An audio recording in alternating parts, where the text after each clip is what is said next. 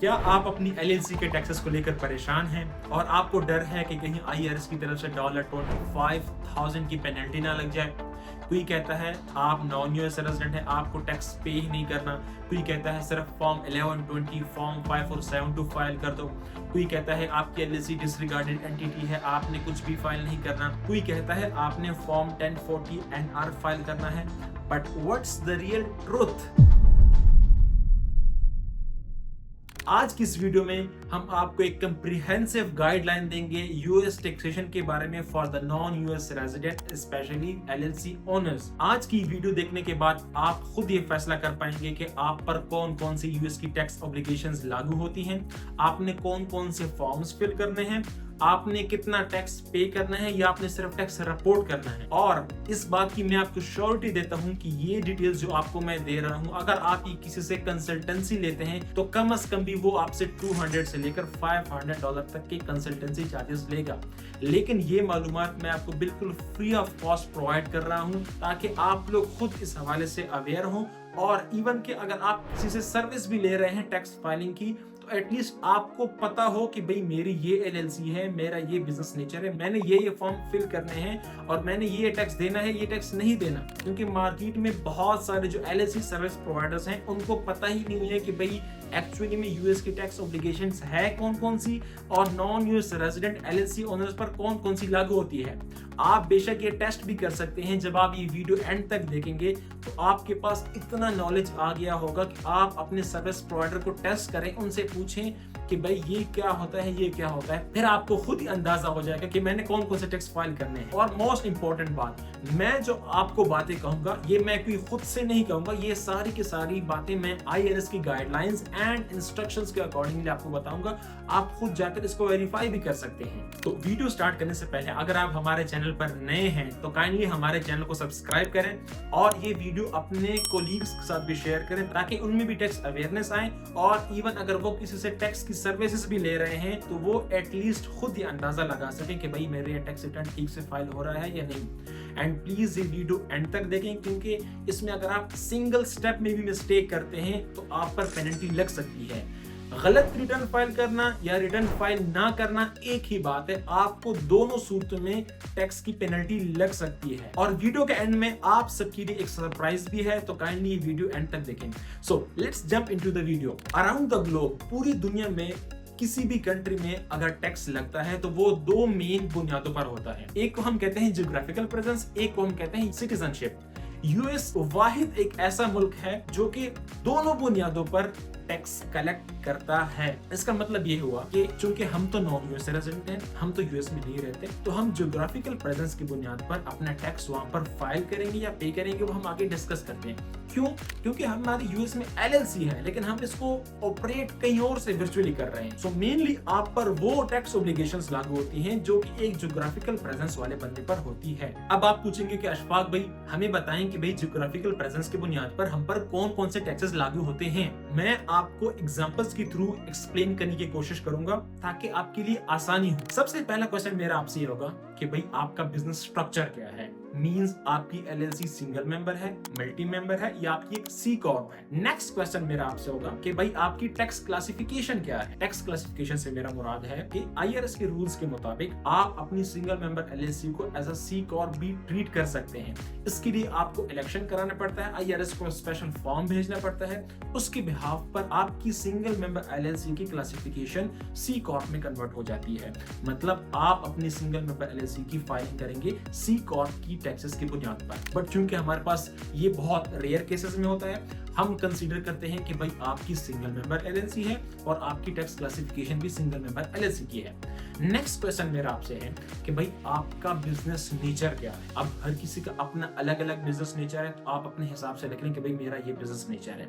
उसके बाद fourth question मेरा आपसे होगा कि आपका सोर्स ऑफ इनकम क्या है। आया वो यूएस सोर्स इनकम है या वो नॉन यूएस सोर्स इनकम है।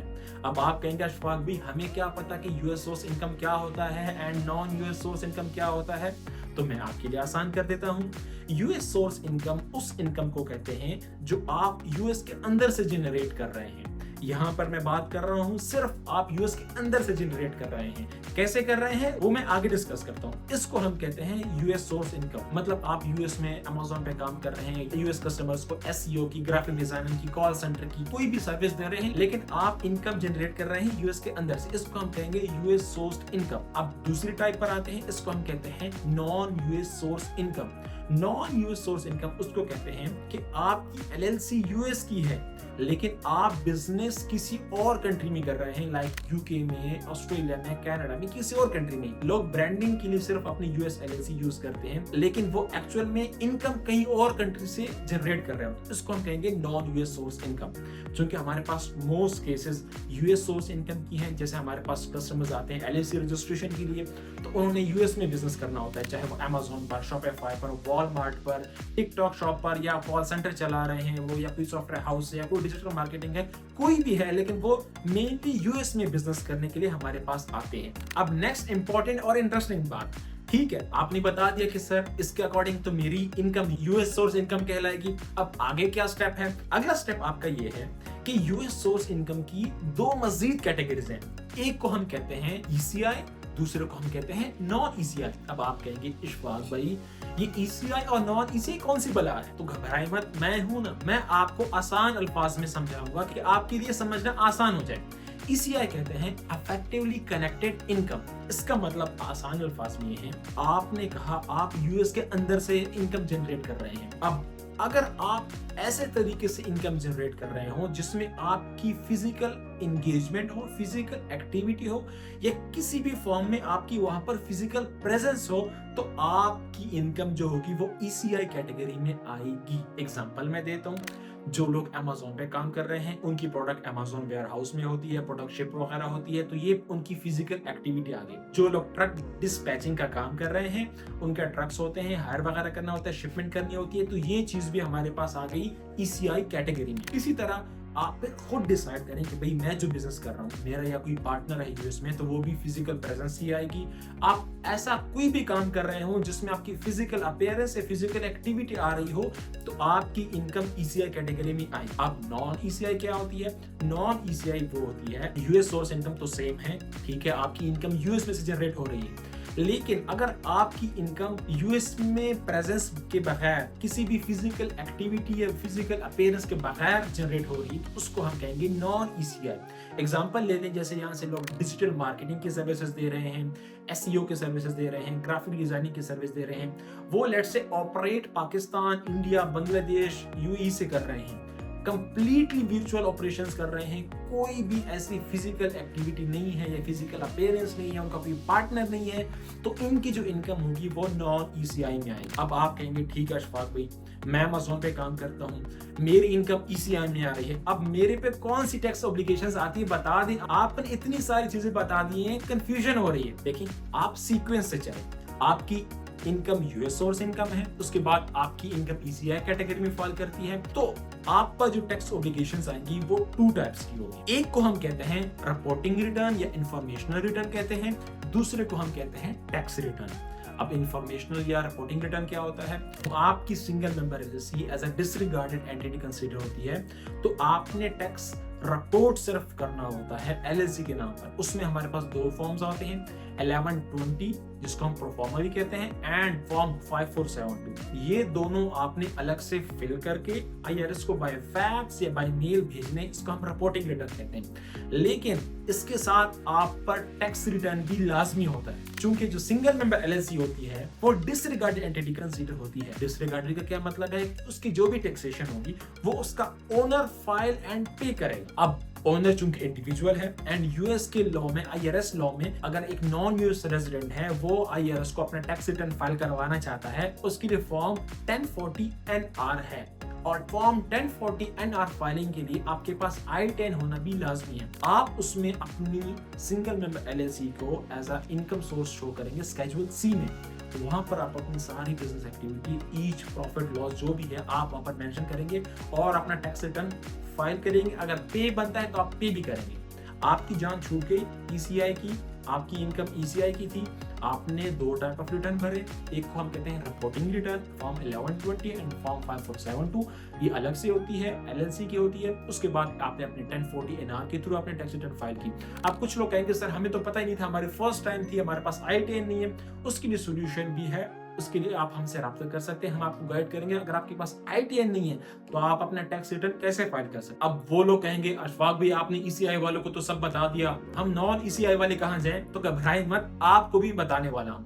अगर आपकी इनकम नॉन ECI है तो आपको सिर्फ रिपोर्टिंग रिटर्न फाइल करनी, आपको टैक्स रिटर्न फाइल ही नहीं करना, ना ही रिपोर्ट करना है। चाहे आपने $1 लाख ही क्यों ना कमाया हो, आपने उसको फाइल ही नहीं करना। आपने सिर्फ रिपोर्टिंग रिटर्न के फॉर्म 1120 एंड फॉर्म 5472 फाइल करना है एंड दैट्स ऑल। ये मैं वो कंडीशंस बता रहा हूं जब आपको कोई और फॉर्म रिसीव ना हुआ हो।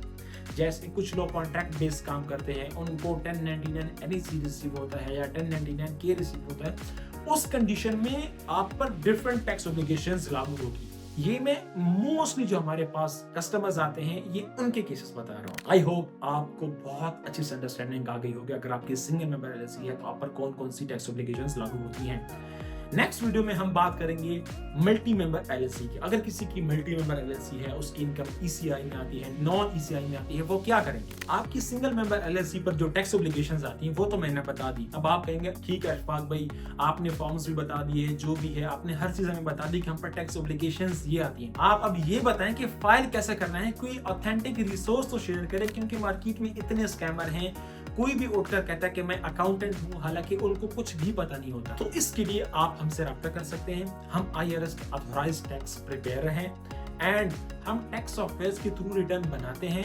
जहां पर E-फाइल की जरूरत होती है हम E-फाइल करते हैं, जैसे 1040 NR का रिटर्न हो गया। जहां पर फैक्स की जरूरत होती है उसको हम फैक्स भी करते हैं। आई होप आपको तमाम कंफ्यूजन क्लियर हो गई होगी। अगर इसके हवाले से आपका कोई भी कंफ्यूजन हो तो आप हमसे कमेंट बॉक्स में पूछ सकते हैं। नेक्स्ट वीडियो हमारी होगी मल्टी मेंबर LLC के हवाले से। अगर आप किसी टॉपिक पर वीडियो बनवाना चाहते हैं तो काइंडली हमें कमेंट बॉक्स में बताएं ताकि हम उसके हवाले से आपके लिए वीडियो रिकॉर्ड करें। अब आते हैं सरप्राइज के ऊपर। जैसा कि मैंने आप लोगों से प्रॉमिस किया था कि लास्ट में आप लोगों की सरप्राइज है, तो सरप्राइज ये है अगर इस वीडियो पर 100 कमेंट्स आते हैं फेडरल टैक्स के, तो नेक्स्ट वीडियो में मैं आपको बताऊंगा कि आपने टैक्स अपना फाइल कैसे करना है। आई होप आपको ये वीडियो अच्छी लगी होगी, अपने दोस्तों के साथ शेयर करें। मिलते हैं नेक्स्ट वीडियो में। अल्लाह हाफिज।